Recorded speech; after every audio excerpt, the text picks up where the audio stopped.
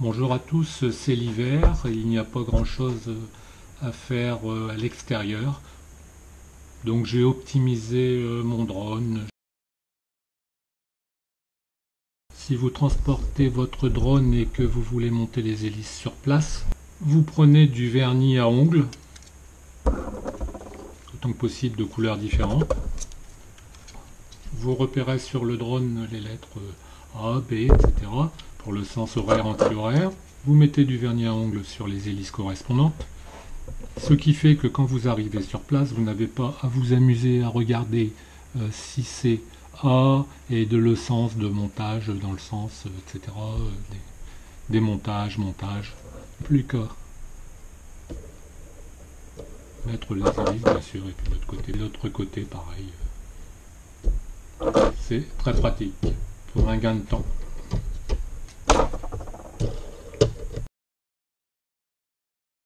Le Bugs 3, bien sûr, n'a pas de RTH et il est très nerveux, donc quelquefois difficile à manier. On a peut-être un doute sur le sens d'orientation.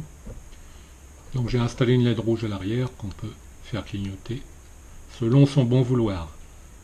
Il est beaucoup plus repérable comme ça.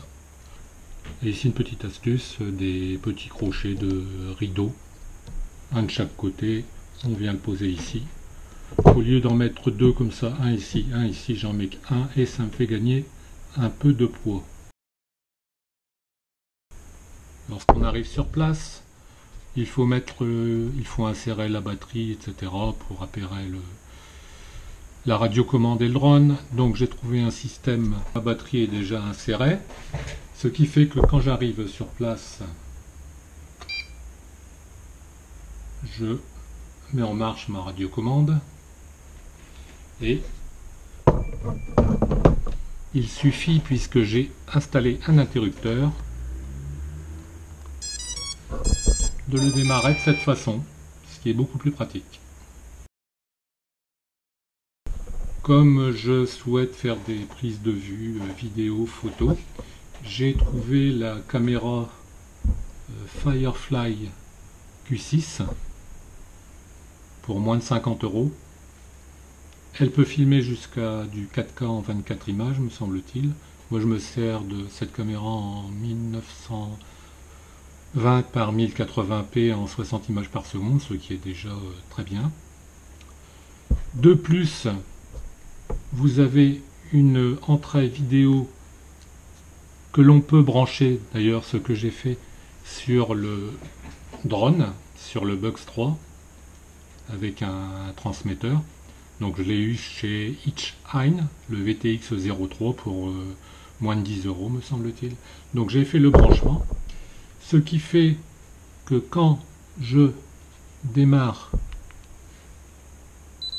la caméra, et à l'aide d'un interrupteur que j'ai posé également, j'ai le retour vidéo sur écran. Voilà.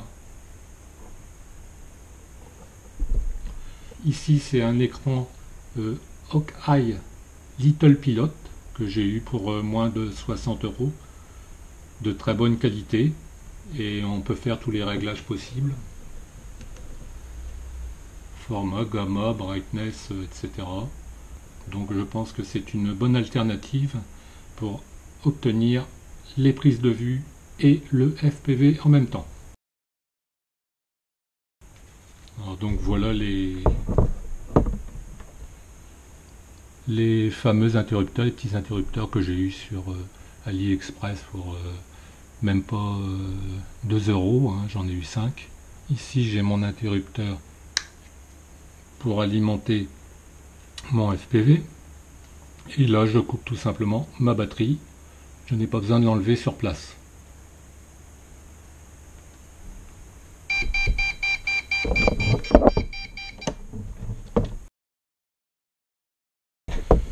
J'ai cherché bien longtemps pour obtenir un support d'écran ou de téléphone, et le petit support MGX s'adapte très bien sur la radiocommande du Bugs 3. Ici j'ai une antenne bien 10 dBi que j'ai acheté sur AliExpress. J'ai fait le montage à l'intérieur tout simplement, il suffit d'enlever l'antenne d'origine et puis de souder un nouveau connecteur. Bon, j'ai mis dans la description quel type de connecteur. Il faut regarder la seconde vidéo corrective, celle-là est la bonne. Voilà.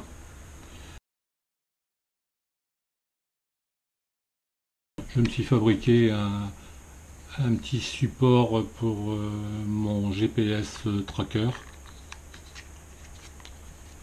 Le support, je l'ai collé avec du double face, ça tient très bien. Même principe de fixation que la fixation d'origine qui est livrée avec le Box 3. Ce support de gimbal vient se fixer sur les deux petits rails et voilà. Très simple à emboîter, très simple à retirer également. Alors mon support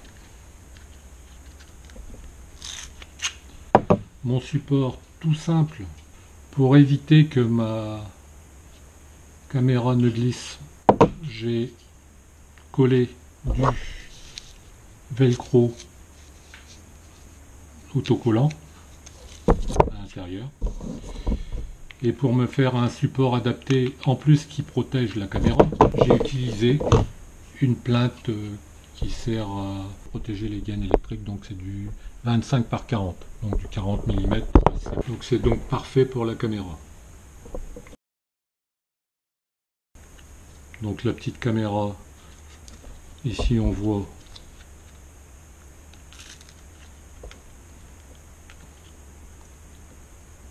ça, c'est mon petit cordon qui vient donc au transmetteur tout petit que j'ai installé d'ailleurs ici. J'ai bloqué un petit peu, j'ai fait ma connectique ici, ça passe en dessous et il n'y a qu'à connecter